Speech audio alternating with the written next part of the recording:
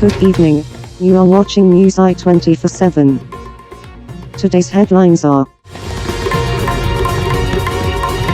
PM tasks FIA to probe high cost road construction projects during PML-N.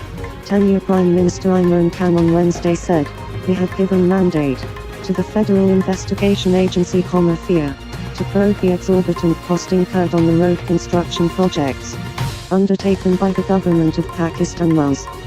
N. Addressing at the upgradation of Balochistan's Giorgio Bella Road at an event held here at the PM House, the Prime Minister said investigation would reveal how a corrupt government looted the public exchequer by carrying out projects at a much higher cost. Imran Khan said the PML-N extorted us 200 million per kilometre on construction of every 4-lane road, the information about which was available on the websites. He termed corruption the biggest problem of the country, where a handful of people in power misused the public money. A corrupt government through misappropriation of funds and theft of tax money always leads to the loss and damage of a nation, he said, adding that the plundered money could have been used for further communication projects, particularly in Balochistan. Stressing on an equitable national development, he said road connectivity in Balochistan was equally essential for the socio-economic prosperity of the country. Unless Balochistan is made the stakeholder, the overall development of the country cannot be achieved, he said. Linking Balochistan with a developed center will be beneficial for both the province and Pakistan. Imran Khan said he was committed to ensure uplift of the areas of Balochistan, which faced neglect over the past 70 years. On apathy towards Balochistan, he held responsible the previous governments and also the politicians of the province, who ignored the overall development and focused merely on their constituencies in view of gaining electoral support. After completion of the government's 5-year tenure, President for promoting distant education, e-learning to facilitate students from remote areas. President Dr. Arif Alvi on Wednesday called for the promotion of distant education and e-learning, which was cheaper as well as affordable for a lot of people. He emphasized the need for expanding the outreach of the virtual University of Pakistan, so that students from remote areas of the country could benefit from online education. The President expressed these views during a briefing on Virtual University of Pakistan view, here at Iwani Sod. Rector VU, Professor Dr. Arshad Salim Bhatti, briefed the meeting about the role of the university in the promotion of online education and distance learning. He highlighted that currently 100,000 students were enrolled in various disciplines and over 80,000 students have graduated from the university. It was informed that VU was providing digital skills to its students, besides broadcasting lectures and educational content over its own 4 TV channels. Addressing the meeting, the President asked the VU management to chalk out a new vision and future plans for the university as per the requirements of the digital age and set timelines to achieve its goals and objectives. He also asked the Higher Education Commission (HEC) to expedite work on the finalization of its policy for virtual education, which would benefit the students belonging to remote areas of the country.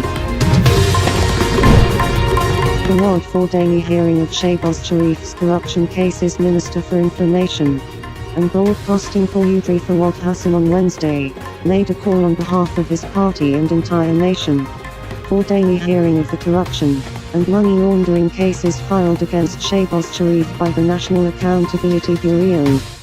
Shehbaz Sharif held a press conference for over an hour today Wednesday, but he did not utter a single word on the 2 important cases being heard against him. In the court he said while talking to media outside Parliament House, soon after the Pakistan Muslim League Nawaz N. President's presser, flanked by Minister of State for Information and Broadcasting Farooq Habib, he said it was being expected that the PML-N leader would respond to the allegations leveled against him, but keeping the tradition of Sharif family alive, he resorted to lies for misleading the media and nation on this case in the United Kingdom. He regretted the fake news run by a section of media claiming that Shehbaz Sharif had been cleared by UK agency Though the investigations were held against his son Sulman Shahbaz and there was no mention of the PML-N president in case. The WAD clarified that the case was not filed by the government of Pakistan, rather it was the agency in London, which held the probe against Sulman on its own. This said Shahbaz Sharif was facing strong cases in Pakistan, and he should defend himself in the court of law. He was facing NAB reference worth $7.32 billion, for which no hearing was held for the past 6 months. The minister said that the second case was regarding money laundering worth $25 billion. He said that during sugar shortage in 2020, the federal cabinet ordered for checking the bank accounts. China need to work together to counter disinformation. Hua Chunying Chinese Foreign Ministry spokesperson Hua Chunying said on Wednesday that China and Pakistan needed to work together to fight back disinformation, and asked the other countries to join hands to enhance mutual trust and coordination in counter disinformation. Together, some countries are spreading a lot of rumors and disinformation to smear other countries in a malicious way.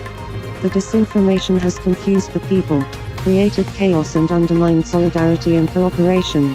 She made these remarks during her briefing while commenting on China-Pakistan Media Forum held via video link. Terming disinformation as the common enemy of mankind, she remarked that China and Pakistan needed to work together to fight back disinformation. And more importantly, other countries need to join hands to enhance mutual trust and coordination and combat disinformation together, so as to build a reasonable and objective international environment in the media sector for the friendly exchanges and mutually beneficial cooperation between nations, she added.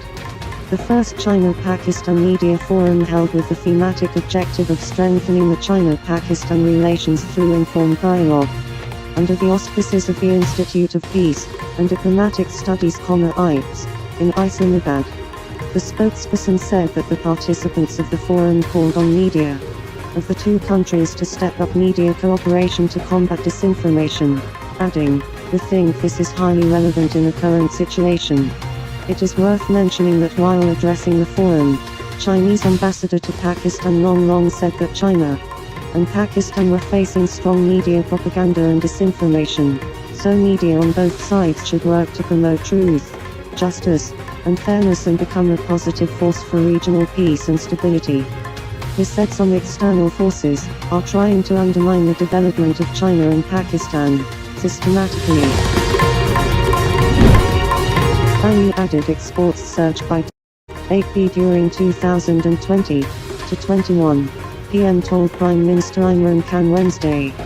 Chaired a meeting to review countries' exports wherein he was told that during 2020-21, the value-added exports had witnessed a surge of $8 billion. It was also told that owing to government's investment-friendly policies and incentives to the exporters, the non-traditional exports also increased by $7 billion during the previous fiscal year. The Commerce Ministry told the participants that traditionally, textile products were being exported from Pakistan, but in order to increase the volume, steps were being taken for export of non-traditional items like minerals, food products, fruits, information technology and ceramics. The Prime Minister said the government was extending all possible facilities to the exporters. He called for promoting non-traditional exports and focusing more on the countries with more demand for Pakistan's products. He also instructed for giving targets to the trade attack at Pakistan's embassies for enhancement of exports and examine their performance on the same yardstick. Finance Minister Shaukat Tarin, Commerce Advisor Abdul Razak Daud, National Security Advisor Dr. Muiz Youth and senior officers attended the meeting. Overseas Pakistani to be given voting right, says Farrokh Nazim. Federal Minister for Law and Justice Barrister Dr. Muhammad Farrokh Nazim Wednesday said that overseas Pakistanis should be given right to vote, as they are contributing a lot in the economy of the country through remittances. It would be unfair to deprive them from voting right, as there was a decision of Apex Court in this regard, he said while speaking here in National Assembly. The minister said that use of electronic voting machines is elaborated in the Elections Act 2017 and no objection was previously raised on it during the pilot phase. This said the nation is being given opportunity to elect their representatives through free and fair election, using latest technology. He also quoted Article 222(d) of the Constitution, which is about the authority of the Parliament to provide law for elections.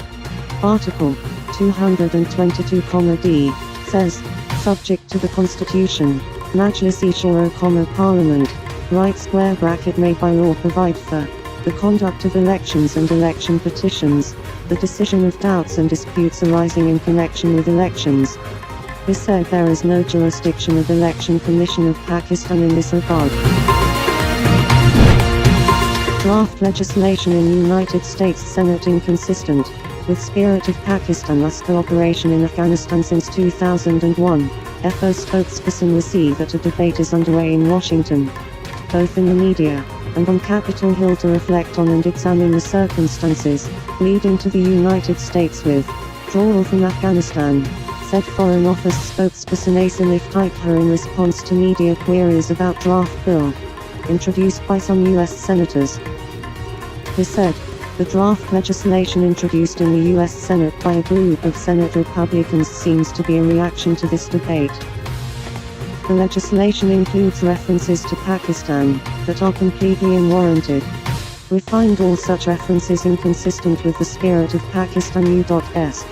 cooperation on Afghanistan since 2001, including facilitation of the Afghan peace process and during the recent evacuations of American and other nationals from Afghanistan, the spokesperson stressed.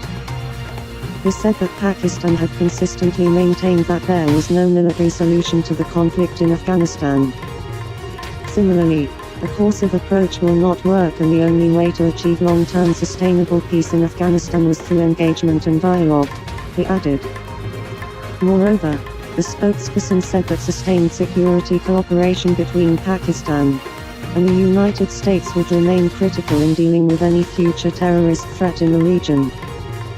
Such proposed legislative measures are, therefore, uncalled for and counterproductive, he maintained. Thanks for watching Newsi 24/7. For more news visit our website on www.newsi247.tv or follow us on Twitter, YouTube and Facebook.